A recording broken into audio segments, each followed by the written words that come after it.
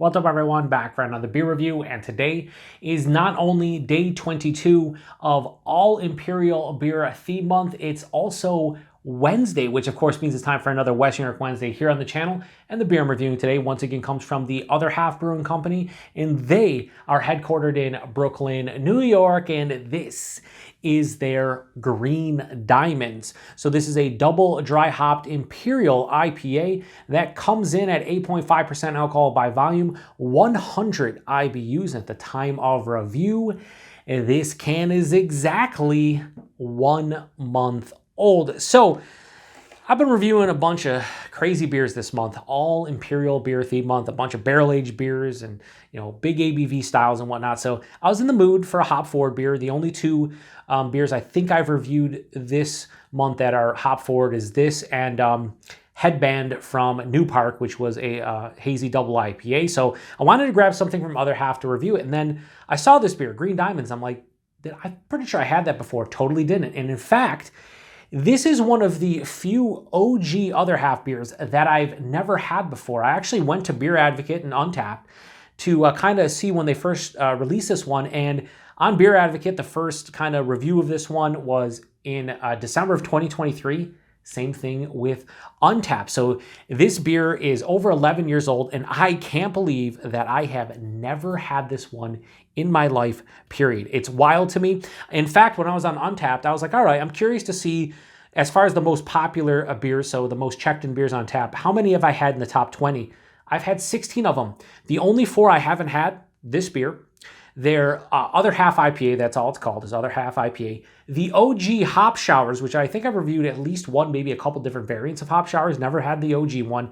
And their Space Streams, I think it's called Space Stream. So those other 3 beers, if they release them at some point again, I'm going to grab them because I want to kind of review ones that I've been missing, a lot of their OG beers. So I'm looking forward to this one. The hops are Galaxy and Amarillo. And it's funny that I think Galaxy was relatively new back when this one first came out. And Galaxy has, it's hit or miss nowadays. The past 3 or 4 years, some brewers have said the crops have been bad. I've noticed Galaxy doesn't hit as well nowadays as it did, say, back in the late 2010s into the early 2020s.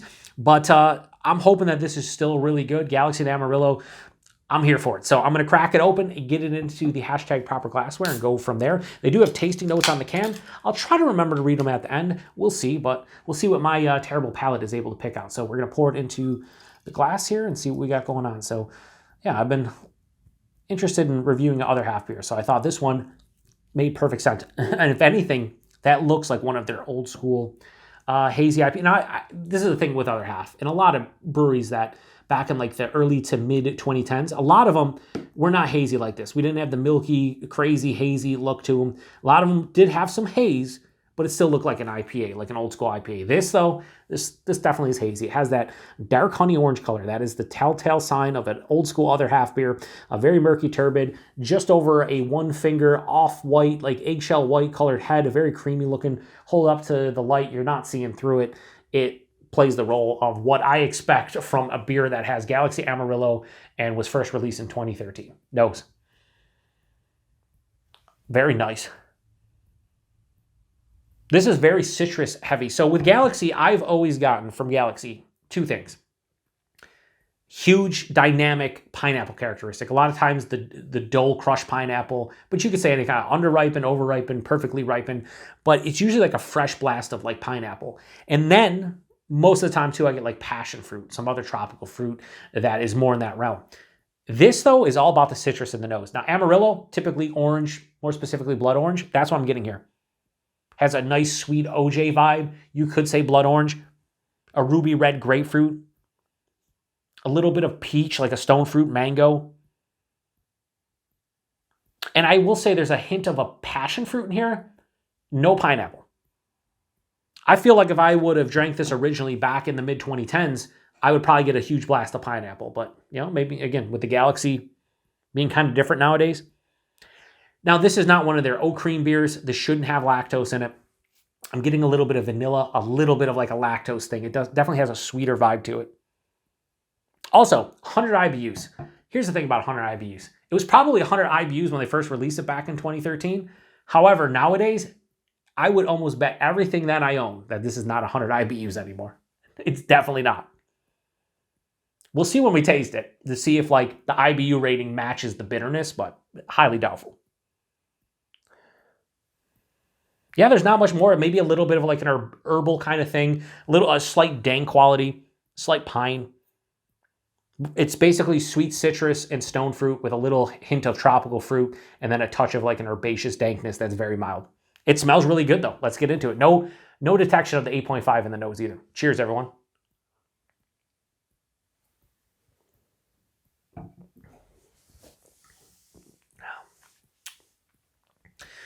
To me, this is, somebody said, what is your kind of like prototypical hazy double or Imperial IPA that kind of nails the style for the most part, doesn't deviate from it, pretty well balanced, and pretty tasty? This would be the beer. Glass lacing's already looking fantastic.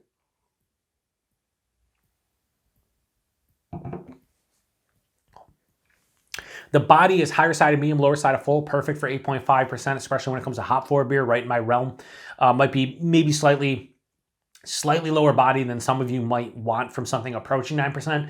But I think, and I pretty much mentioned this in almost every single hop forward beer review, but when it comes to doubles and triples, I want them to drink a little bit lighter from a body perspective. I like the mouthfeel to be crazy, but the body perspective, I want it to be a little bit lighter on the palate because it makes it more drinkable and kind of makes me forget I'm drinking, 8.5%, 9% beer. So it does it well. The mouthfeel is typical Other Half, maybe not upper echelon, but soft, smooth, creamy, mild to moderate carbonation, very smooth on the palate. There's a creaminess. Again, there should be no lactose in here, but at the same time, if there is for some reason, I wouldn't be surprised, but I don't think so. But the mouthfeel is Other Half to a T, and the body is a little bit thin for what I think the style would dictate or this ABV, but I think it's right in the wheelhouse of what I want. The taste, it carried over from the nose. It's sweet citrus. It's sweet grapefruit. So ruby red, sweet OJ, maybe even a little blood orange. There is overripened peach, mango, maybe a touch of apricot. And then halfway through the palate, I get like a pop of like a passion fruit, like a almost a tart kind of like just sharp kind of passion fruit quality.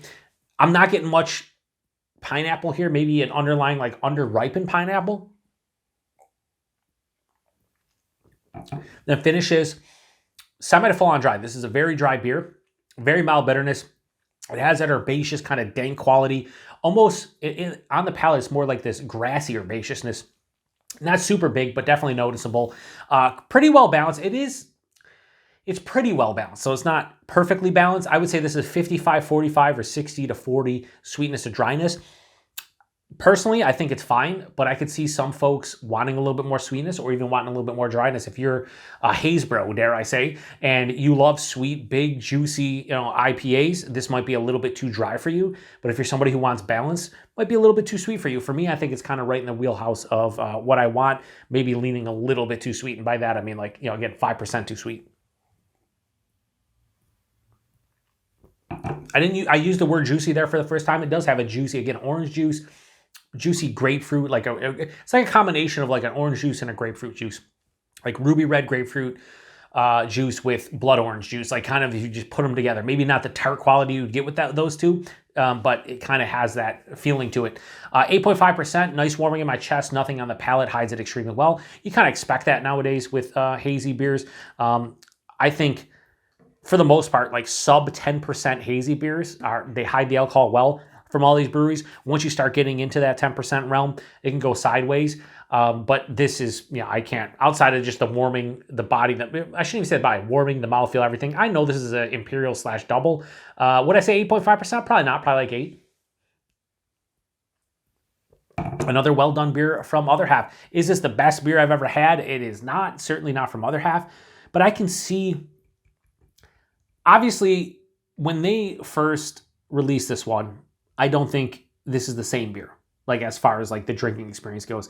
I've had many beers from Other Half where like I see pictures on Untapped or, or I've just seen other pictures randomly where it's like, someone posted on this beer in 2015, then I'm drinking it in 2024, and it's like, that doesn't look like the same beer.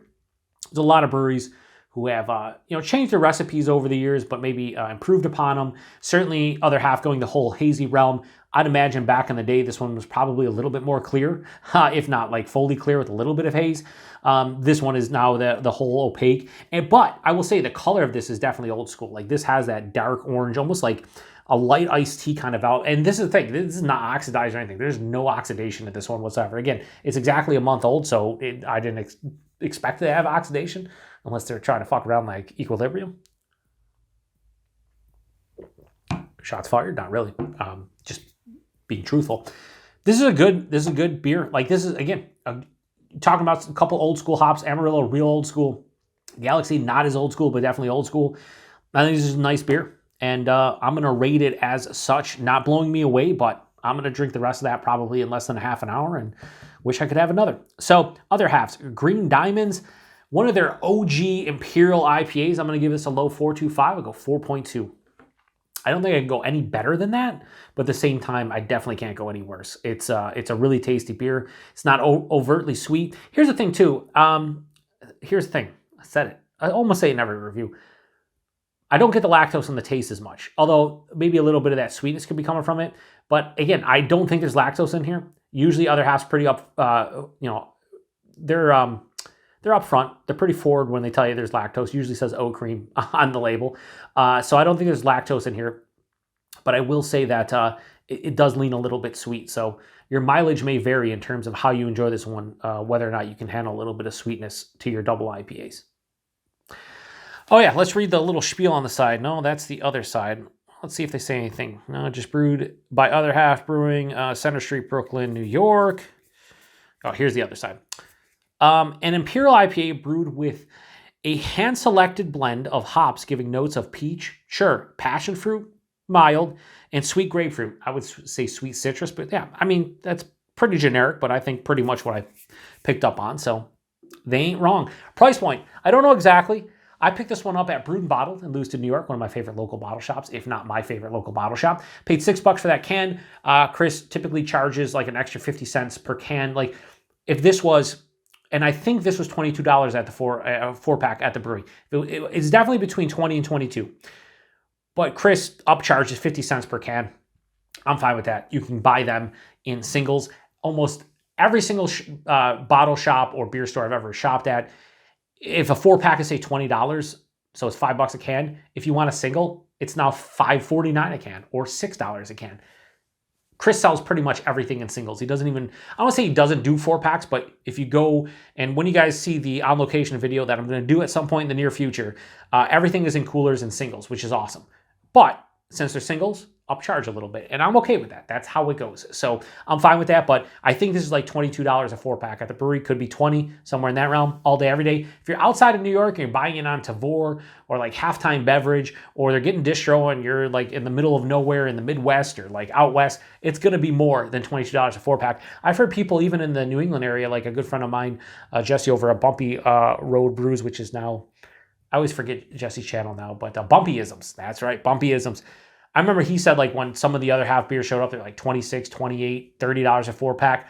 I get it. I mean, we get a lot of stuff here from out-of-state places that show up and the 4-pack will be $30. And I'm like, what the hell? There's no way it's $30 in Florida where it came from. And sure enough, it's not. It's like $20 to $22. But once you start getting beer shipped across the country, and then you have the distributors need to make money, and then the bottle shops need to make money, that's how it works. So distribution is weird. I just know straight from the brewery, it's $20 to $22. And then where I bought it was $6. Outside that, no idea. And then distribution, like I said, I have no idea. They do ship on their website, so go to the Other Half website. I don't know if they have a beer finder, but they definitely ship to a bunch of different states. And nowadays, they're getting into a bunch of different markets because they have so many breweries at this point, too many to even talk about.